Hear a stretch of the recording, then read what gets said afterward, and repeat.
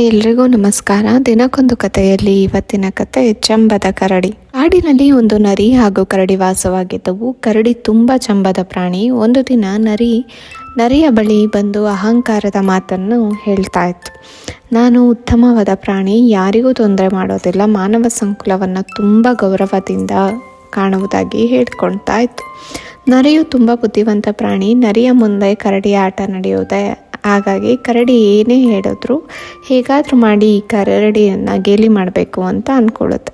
ಕರಡಿ, ನೀನು ಯಾರನ್ನು ಹೇಗೆ ಗೌರವಿಸುವೆ ಎಂದು ಒಂದು ವಿವರವಾಗಿ ಹೇಳು ಅಂತ ಹೇಳ್ತು. ನಾನು ಕೇಳಿ ಸಂತೋಷ ಪಡುವೆನು ಎಂದು ಹೇಳ್ತು. ಈ ಮಾತುಗಳನ್ನು ಕೇಳಿ ಜಂಬದ ಕರಡಿಗೆ ಮಾತನಾಡತೊಡಗಿತು. ನರಿ, ನಾನು ಮನುಷ್ಯರನ್ನು ತುಂಬ ಗೌರವದಿಂದ ಕಾಣಿಸ್ತೇನೆ. ಪ್ರತಿಯೊಬ್ಬ ಪ್ರಾಣಿ ಜೀವಿಗಳಲ್ಲೂ ಸೂಕ್ಷ್ಮವಾದ ಗೌರವವನ್ನು ಕೊಡ್ತೇನೆ, ಸೂಕ್ತವಾದ ಗೌರವವನ್ನು ಕೊಡ್ತೇನೆ.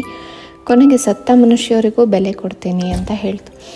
ಕರಡಿಯ ಮಾತುಗಳನ್ನು ಕೇಳಿ ನರಿಗೆ ತುಂಬ ನಗು ಬಂತು. ಕರಡಿಗೆ, ನಾನು ಒಂದು ಪ್ರಸಂಗ ಹೇಳ್ತೀನಿ ನೋಡು, ನನಗೆ ತುಂಬ ನಗು ಬರ್ತಾ ಇದೆ ಅಂತ ಹೇಳುತ್ತೆ. ಕರಡಿ, ನಿನ್ನೆ ನಾನು ಒಂದು ಪ್ರಸಂಗವನ್ನು ನೋಡಿದೆ, ಅದು ನಿನಗೆ ಹೇಳ್ತೀನಿ, ಕೇಳು ಅಂತ ಹೇಳುತ್ತೆ. ಒಂದು ಕರಡಿಗೆ ಒಬ್ಬ ಮನುಷ್ಯ ಕರಡಿಗೆ ಎದುರಾದ.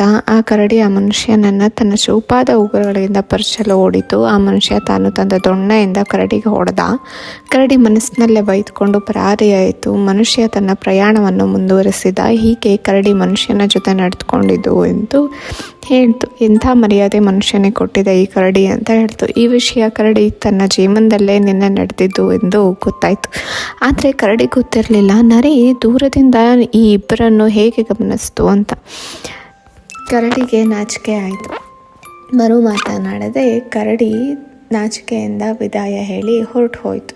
ಜೀವನದಲ್ಲಿ ನಾನು ಅಂತ ಹೇಳೋರು ತುಂಬ ಜನ ಇರ್ತಾರೆ. ಅವರಿಂದ ಸ್ವಲ್ಪ ದೂರ ಇರೋದು ಒಳ್ಳೆಯದು. ಹೀಗೆ ಮತ್ತೆ ಹೊಸ ಕಥೆಯೊಂದಿಗೆ ನಾಳೆ ಭೇಟಿಯಾಗ್ತೀನಿ. Until then keep smiling, have a good day, universal love you. Thank you so much.